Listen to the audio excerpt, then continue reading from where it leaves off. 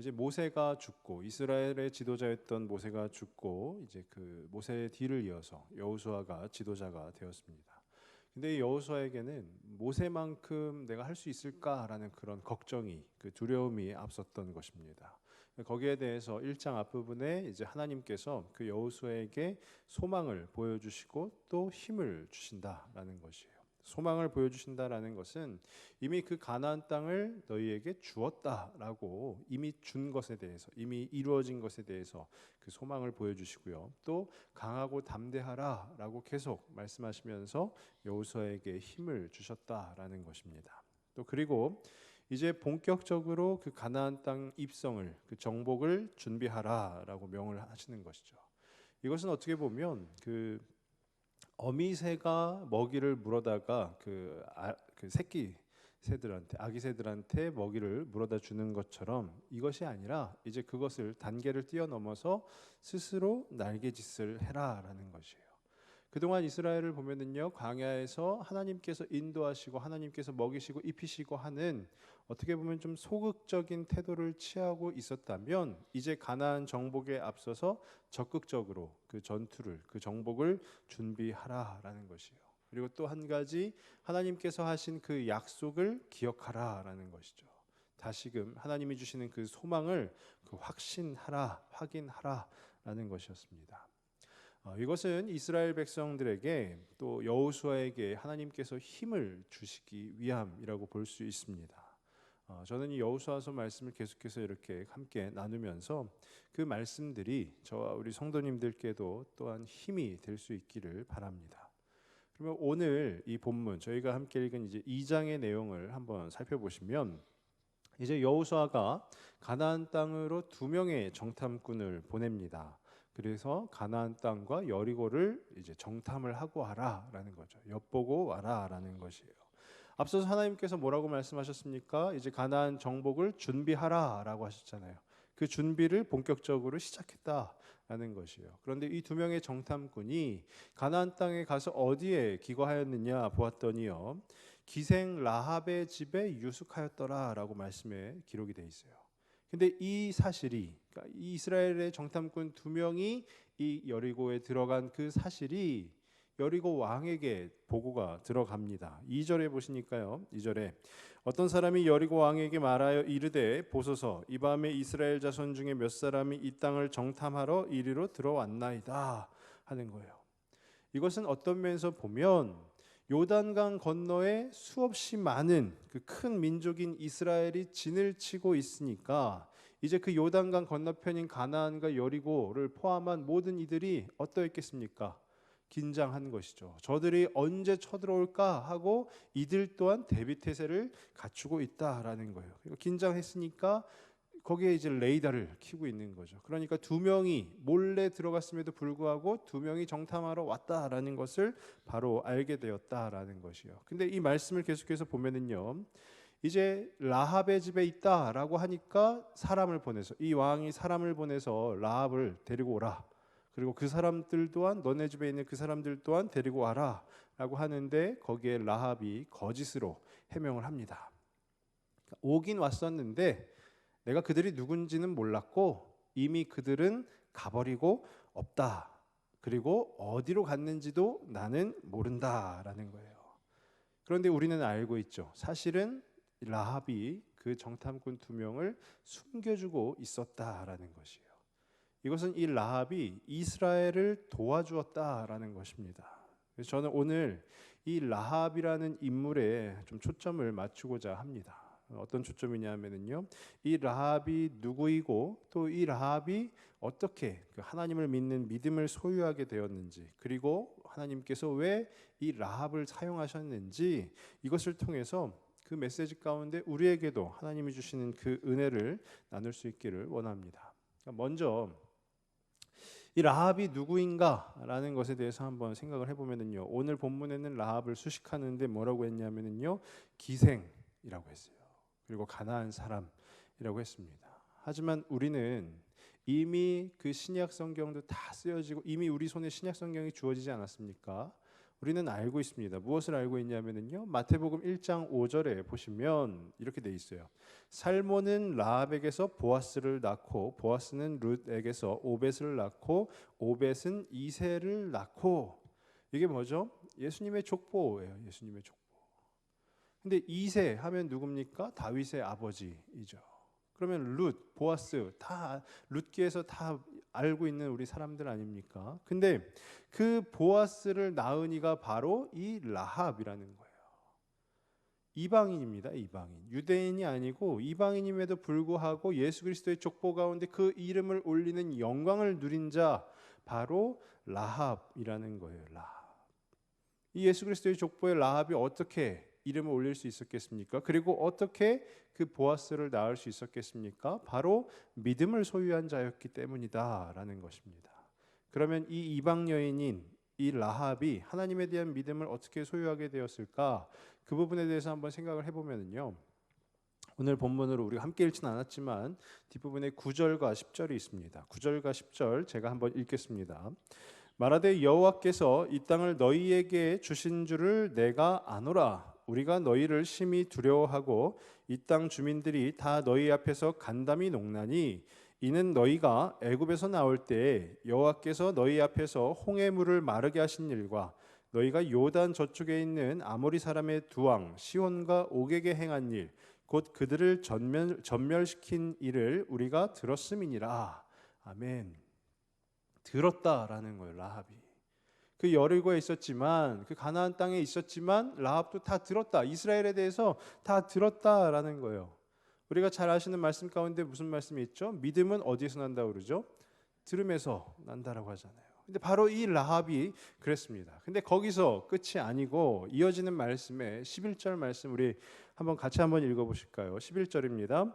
우리가 듣자 곧 마음이 녹았고 너희로 말미암아 사람이 정신을 잃었나니 너희의 하나님 여호와는 위로는 하늘에서도 아래로는 땅에서도 하나님이시니라. 아멘. 들었다라고 했어요.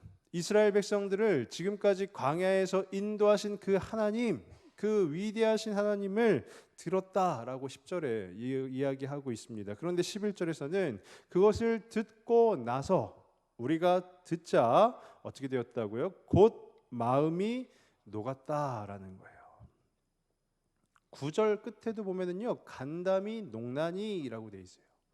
이 녹았다라는 말이 쉬운 성경에서는 무서웠다라고 번역을 하고 있습니다. 무서웠다. 원어의 뜻도 동일합니다. 어떤 큰 고통 가운데 두려움 가운데 벌벌 떠는 것을 이야기하는 거예요. 무서웠다. 하나님에 대한 이야기를 들었는데 그 하나님이 무서웠다라는 거죠. 이게 뭐죠? 하나님의 실존을 알게 되었다라는 거예요. 깨닫게 되었다. 하나님을 믿지 않는 자들에게 하나님에 대해서 아무리 이야기한다 한들 그들의 마음이 그 간담이 높겠습니까? 그냥 우리가 섬기는 신이 더 대단하다라고 하겠죠. 근데 하나님에 대한 그 소식을 듣고 이야기를 듣고 났는데 이 마음 가운데 어떻게 해요? 마음이 녹았다. 이 마음 가운데 엄청난 무서움이 자리 잡기 시작했다라는 것은 뭐냐면 이분 무엇일까라는 거죠. 이분은 도대체 누구이시길래 내 마음 가운데 이런 큰 두려움을 더하여 주시는가라는 그 생각이 절로 들지 않았겠습니까? 또 이어지는 11절에 이어지는 너희로 말미암아 사람이 정신을 잃었나니라고 되어 있는데 이건 또 무슨 뜻이냐면요. 이 성에 있는 사람들, 즉 여리고 성에 있는 사람들도 이스라엘 하면은 벌벌 떤다라는 거예요. 두려워한다라는 거예요. 너희로 말미암아, 즉 이스라엘 그 백성들로 말미암아 이 성에 있는 사람들이 정신을 잃었다. 이스라엘과 싸우는 것을 두려워한다라는 거예요. 이것은 무엇을 말하는 것일까요? 그 하나님에 대한 그 소식을, 그 이야기를 라합만 들었느냐? 그게 아니다라는 거예요. 이 땅에 있는 가나안 땅에 있는 모두가 그 하나님에 대한 소식을 들었다라는 거예요. 그런데 그 들은 사람들은 좀 두렵긴 하지만 라합처럼 그 하나님의 실존을 경험하지는 못했다라는 거예요. 우리 믿음도 마찬가지 아니겠습니까? 우리가 다 예수님을 믿으시기 때문에 이 자리에 나온 줄로 압니다. 그런데 우리가 전도를 합니다. 밖에 나가서 예수 그리스도를 믿으십시오, 예수님을 믿으세요 하고 계속 전합니다. 그리고 하나님에 대해서, 예수 그리스도에 대해서 계속 증거합니다. 그러면 그 지나가는 이들 모두가 다 하나님에 대해서 듣죠. 우리는 불특정 다수에게 전도를 합니다. 복음을 전합니다. 근데 그 듣는 모두가 다 그 마음 가운데 막 마음이 녹아서 두려워서 벌벌 떨고 하나님 진짜 유일한 신이시구나라고 생각을 합니까? 그렇지 않죠. 하나님께서 그 믿음을 선물로 더하여 주는 이들에게만 그 믿음이 자라게 되는 것입니다. 그러니까 이 믿음, 즉 이 라합의 믿음은 다름 아니라 하나님에 대해서 들었어요. 야, 저 이스라엘 백성들이 광야를 통해서 지금 요단강 앞에까지 왔는데, 야, 저들이 이러이러하게 광야를 보냈다더라. 이러하게 출애굽을 했고 홍해가 다 갈라졌고 그 다음에 막 시온과 옥을 다 무너뜨렸다더라. 모두가 들은 그 사이에 이 라합의 마음 가운데는 하나님이 역사하셨다라는 거예요. 하나님이 그 믿음을 더하여 주셨다라는 거예요. 그러니까 이 라합은 정탐꾼들을 숨겨줌에 있어서 그 라합에게 있어서는 그것이 옳은 일이 되는 것입니다. 이것을 통해서 우리가 알 수 있는 것은 뭐냐면 믿음이 우선이다라는 거예요. 하나님이 우선이다라는 거예요. 그러면 이 말씀 가운데 왜 하나님께서 이 라합을 사용하셨는가 한번 보면은요, 두 가지로 생각을 해볼 수 있는데, 이것은 어떤 저의 견해라기보다 저희 교단신학교인 총신대 설교학 교수님의 견해를 제가 차용을 한 것입니다. 먼저는 라합이 기생이라는 거예요. 기생을 세 번역에서는 뭐라고 번역하냐면은요, 좀 더 심한 표현으로 창녀라고 표현을 합니다. 고대 사회에서는 인물의 신분에 이 높낮이가 있었어요. 귀한 신분, 천한 신분이 있었다라는 거예요. 그런데 이 기생은 뭐죠? 천하디 천한, 낮고 낮은 인물이 바로 이 기생이라는 거예요. 근데 지금 이 기생이 막 이야기를 하고 있습니다. 기생이 하나님의 역사 가운데 중심에 서 있습니다. 이것을 어떤 면에서 보면은요, 잘 신뢰가 안 될 수도 있어요. 기생이 하는 말이잖아요. 예를 들어서 한번 보면은요, 어떤 사실에 대해서 어린 아이가 막 그 사실에 대해서 이야기를 합니다. 근데 그 옆에서는 어떤 전문 직종을 가지고 있는 사회 지도층으로 보이는 인물이 그 사실에 대해서 똑같이 설명을 하는데 전혀 다른 이야기를 해요. 그러면 그 이야기를 듣는 사람들 가운데 대부분은 어린아이의 이야기를 듣고 네 말이 사실이다라고 판단을 하겠습니까? 아니면 사회 지도층처럼 보이는 이야기를 듣고 당신의 말이 옳습니다라고 판단을 하겠습니까? 이것은 물어보나 마나한 것이죠. 이것을 조금 어려운 말로 사회적 통념이다라고 부릅니다. 사회적 통념. 한번 오늘 이 본문을 예로 들어서요, 이 본문 가운데 기생 라합이 아니라 만약에 여리고성의 수비대장의 아내가 이 위치에 있었다면 우리는 아마 역시라고 할 거예요. 그렇지, 이 사람이 하는 말은 거짓말처럼 들릴 리가 전혀 없지라는 거예요. 그런데 하나님께서는 이 기생을 사용하셨어요. 그리고 이 기생을 통해서 예수 그리스도의 족보를 이루어 가셨다라는 것입니다. 이것을 우리가 어떻게 볼 수 있냐면요, 하나님께서 그 사회적 통념을 깨는 것이에요. 그러면 정리를 하면 이게 뭐가 될까요? 사회적 통념보다 하나님이 앞서신다라는 거예요. 더 쉽게 이야기하면은요, 세상의 가치, 세상의 기준보다 우리의 믿음이 더 앞서는 것이다라는 거예요. 우리가 세상의 가치관과 세상의 기준으로 무언가를 판단하기보다 이것이 우리의 믿음 안에, 우리의 신앙 안에 어떠한가를 더 먼저 보아야 하는 이들이 바로 이 라합을 비롯하여 우리 모든 그리스도인들이다라는 것입니다. 그럼 두 번째로 이 왜 라합을 사용하셨느냐라고 하면, 이 본문 가운데 보면 약간 의아한 부분이 있으실 거예요. 그게 뭐냐? 거짓말을 이용했다라는 것이에요. 하나님의 역사를 이루어 가는데 거짓 증언이 사용이 됩니다. 이 부분에 대해서 굉장히 왈가왈부하는데, 크게 정리하면 두 가지의 견해가 있습니다. 그게 뭐냐면 착한, 즉 선의의 거짓말은 괜찮다라는 거예요. 그리고 어찌 되었든 성경에서 거짓 증언은 잘못된 것이다라는 거예요. 그런데 이것을 어떤 학자가 정리를 했는데 어떻게 정리를 했냐면요, 라합의 그 거짓 증언은 성경적으로 보면 좀 잘못된 것이지만, 왜 성경에서는 뭐라고 하죠? 거짓 증언을 하는 것은 죄라고 말합니다. 그러니까 성경적으로 보면 좀 잘못된 것이지만 라합이 한 일이, 즉 그 정탐꾼을 숨겨주고 이스라엘을 도운 그 하나님의 역사를 이루어간 그 일이 너무나도 잘한 일이기에 괜찮다라는 거예요. 저도 이 텍스트를 읽으면서 했는데 거기서 이제 약간 예를 들어주더라고요. 그게 뭐냐면 어떤 학생이 한 마이너스 2점 정도 되는 잘못을 저질렀습니다. 근데 이 학생이 뒤이어서 한 플러스 5점 정도 되는 매우 큰 착한 선행을 베풀었어요. 그럼 결과적으로 이 학생은 몇 점입니까? 3점이죠. 약간 초등학교 수준인데 이게 엄청나게 유명한 신학자분이 정리한 내용이에요. 그러니까 라합이 행한 일은 거짓 증언은 좀 잘못이라고 볼 수는 있지만 그 하나님의 역사를 이루어가는 데 있어서 크게 쓰임을 받은 잘한 일이기에 그것은 넘어갈 수 있다라는 거예요. 그래서 말씀 가운데도요, 야고보서 2장 25절에 이렇게 기록이 되어 있어요. 또 이와 같이 기생 라합이 사자들을 접대하여 다른 길로 나가게 할 때에 행함으로 의롭다 하심을 받은 것이 아니냐라는 거예요. 그 라합의 그 행함이 하나님의 칭찬을 들을 만한 일이었다라는 것이죠. 그러니까 지극히 선한 일을 라합이 행하였다라는 것입니다. 그러면 이 또한 어떻게 볼 수 있을까요? 이 또한 그 사회적 통념을 깨는 것입니다. 거짓 증언을 했음에도 불구하고 하나님의 일이 이루어지는 것, 이걸 통해서 우리가 또 알 수 있는 것은 뭐냐면 사회적 통념보다 하나님이 앞서 나가신다라는 거예요. 세상의 기준, 세상의 가치보다 하나님이 더 우선이다라는 것입니다.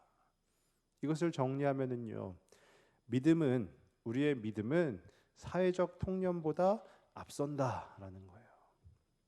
그런데 우리는 어떠십니까?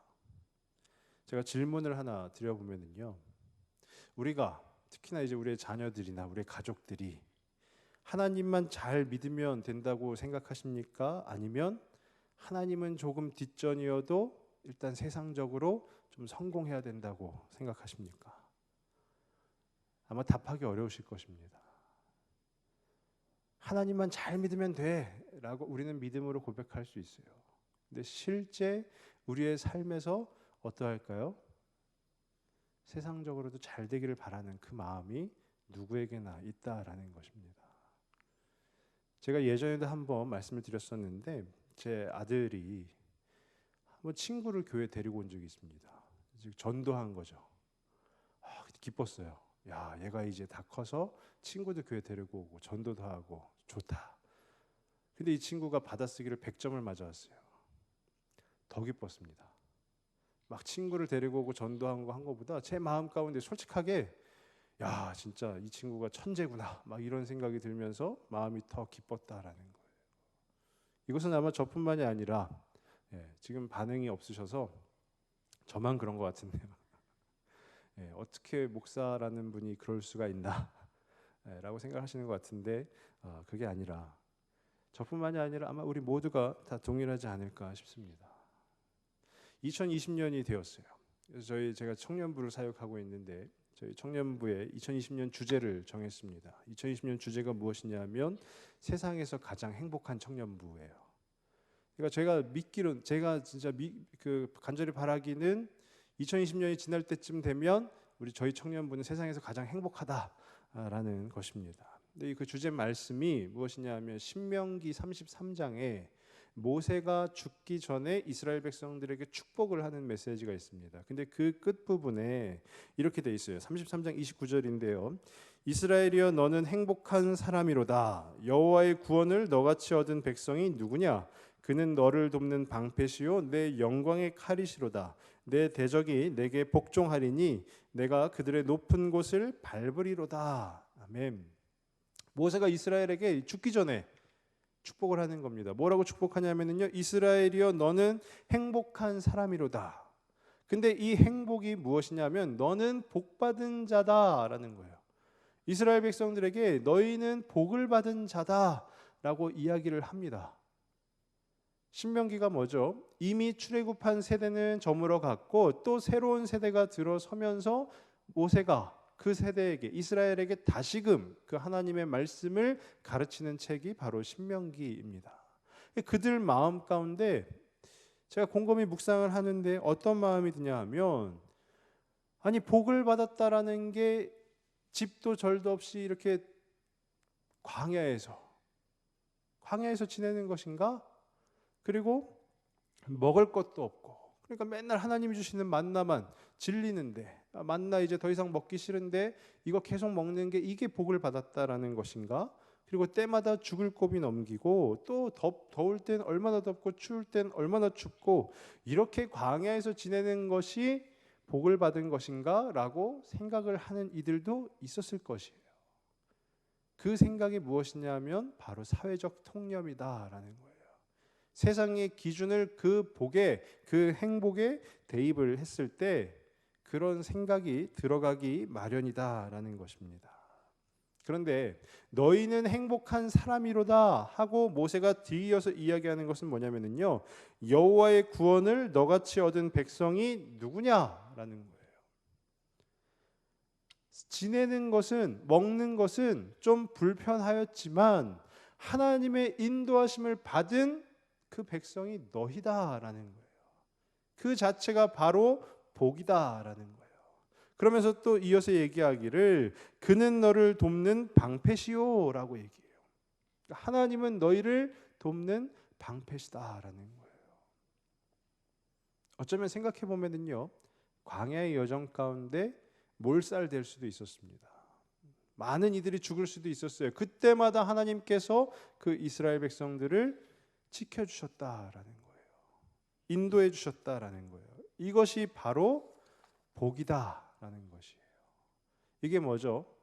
사회적 통념, 즉 세상의 기준보다 하나님을 믿는 그 믿음이 더 우선이다라는 것이에요. 아까 전에 우리가 찬양을 했습니다. 어떻게 찬양했죠? 지금까지 지내온 것 주의 크신 은혜라라고 찬양했어요. 지나고 나면 그것이 은혜인 줄로 깨닫는 것이에요. 어떻게 보면 세상의 기준으로 보면 보잘것없습니다. 그렇지만 우리의 믿음의 눈을 들면 그 자체가 은혜라는 것이에요. 아까 제가 질문을 하나 드렸죠. 하나님 잘 믿는 것, 하나님만 잘 믿는 것이 복입니까? 아니면 하나님은 좀 뒷전이어도 세상적으로 성공하는 것이 복입니까? 우리의 마음은 어떠할지 몰라도 하나님 잘 믿는 것이, 그것이 복이다라는 것이에요. 왜냐하면 우리 성도분들의 그 삶을 보면은요, 사회적 통념을 기준으로 삼으면 어떻게 되냐? 부족한 것이 너무나도 많이 보입니다. 우리의 가정을 뒤돌아볼 때도 부족하고요, 우리의 자녀들을 볼 때도 부족하고요, 또 우리의 남편들을 볼 때도 부족하고, 또 경제적인 형편을 볼 때도 부족합니다. 세상의 기준을 우리의 가정에, 우리의 자녀에, 우리의 어떤 그 상황들에 맞추어 보다 보면 우리는 늘 부족해요. 그 기준 가운데 충족히 체험을 받았다라고 할 수 있는 이는 아무도 없다라는 것이요. 그렇지만 이 사회적 통념이 아니라 그 믿음을 우리의 기준으로 삼으면 하나님밖에 안 보이는 것이죠. 우리의 가족들을, 우리의 자녀들을, 우리의 이 상황들을 이끌어 가시는, 그것을 위해 일하시고 또 그것을 위해 싸우시는 그 하나님만 바라보게 되는 것입니다. 그것이 바로 진정한 복이다라는 것이에요. 저는 이 말씀들을 통해서 저와 우리 성도님들께 말씀드리고 싶습니다. 도전을 드리고 싶어요. 세상의 기준, 세상의 성공, 이것보다 하나님을 잘 믿는 것이 우리에게 반드시 필요한 줄로 믿습니다. 저는 간절히 바라기는 그 믿음이 더욱더 자라는 저와 우리 모든 성도님들 다 되시길 바랍니다. 오늘 이 본문의 주인공 라합도 그러한 거예요. 세상의 기준으로 보면은 라합은 뭐가 되는 거죠? 그 민족의 반역자가 되는 것이에요. 그런데 라합은 선택을 한 것입니다. 세상의 사회적인 통념 이것이 아니라 하나님을 믿는 그 믿음, 내가 경험한 그 하나님이 더 우선이라는 것을, 더 중요하다라는 것을 라합은 스스로 깨닫게 된 것입니다. 우리 성도님들은 어떠십니까? 우리의 자녀들을 바라볼 때, 또 우리의 가정을, 또 우리에게 처해진 상황들을 바라볼 때 그 사회적 통념이, 그 세상적인 기준이 되지는 않으십니까? 그것으로 바라보시지는 않으십니까? 어떤 딸을 가진 엄마가요, 그 딸이 이제 그 결혼을 앞두고 결혼을 이제 해야 되는 나이가 되었으니까 이제 그 딸의 결혼을 위해서 계속 기도를 했다라는 거예요. 뭐라고 기도하셨냐 하면 믿음의 사위를 얻게 해달라고, 예수 잘 믿는 사위를 얻게 해달라고. 근데 어느 날 갑자기 딸이 이제 결혼할 사람이라고 딱 데리고 온 겁니다. 그랬더니 딱 첫 마디가 뭐였겠어요? 교회 다니나 였겠죠. 교회 다니나 그랬더니 모태신앙이고 교회를 열심히 다니고 있습니다. 그랬더니 이 어머니 마음이 어떻겠습니까? 이제 됐다. 그런데 지금 뭐 하나 그랬더니 취업 준비하고 있습니다. 그랬더니 이 어머니가 차마 입 밖으로 말은 못했지만 든든한 직장을 가지고 있는 사람이라도 기도할 거라는 거예요. 믿음만 기도하는 게 아니라 든든한 직장, 물론 이해는 됩니다. 당연히 이해가 되죠. 우리가 인간적인 마음에 엄청나게 이해가 되는 것 아니겠습니까? 그렇지만 중요한 것은 뭐 직장이 없어도 됩니다. 세상적으로 아무것도 안 해도 됩니다. 이런 말씀을 드리는 것이 아니라 우리의 확실한 기준이 있어야 된다라는 것이에요. 믿음이 우선이다라는 것이에요. 믿음이 우선이다. 이것이 어쩌면 어느 누군가에게는 뜬구름 잡는 이야기처럼 들릴 수도 있습니다. 하지만 그 믿음이, 우리를 살리신 그 믿음이 우리를 형통케 하는 줄로 믿습니다. 그리고 그 믿음이 우리의 가족들 가운데, 또 우리의 자녀들 가운데, 우리가 처한 모든 상황들 가운데 하나님의 승리로 이끌어낼 줄로 믿습니다. 그래서 그 세상의 기준, 사회적 통념이 아니라 그 믿음을 또한 앞서 구하시며 그렇게 주님 곁으로, 주님 앞으로 한 걸음씩 한 걸음씩 또 향해 나아가시는 저와 우리 모든 성도님들 다 되시길 주님의 이름으로 축원합니다. 기도하겠습니다.